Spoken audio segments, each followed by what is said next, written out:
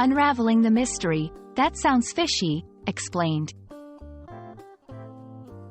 Hello, everyone. Welcome to our channel. Today, we're diving into an interesting English phrase. That sounds fishy. This video is perfect for English language learners who want to understand this unique expression and use it correctly in everyday conversations. So, let's get started and explore what makes this phrase so intriguing. First, let's look at where "that sounds fishy" comes from. This phrase is a metaphorical expression. The word fishy, in this context, doesn't literally refer to fish. Instead, it's used to describe something that is suspicious or doubtful. The origin of this phrase is a bit unclear, but it's widely believed that it relates to the idea that fish can be slippery and elusive, much like a situation that's hard to understand or seems deceptive.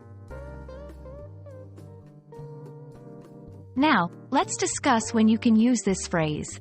You can say, "That sounds fishy," when something doesn't seem right or when you're skeptical about the truthfulness of a situation, statement, or person's intentions.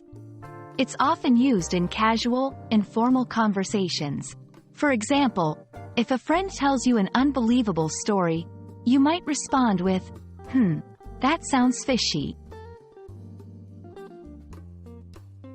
To help you understand better, here are some examples. 1. I heard that Jack won the lottery twice in a row. Really? That sounds fishy to me.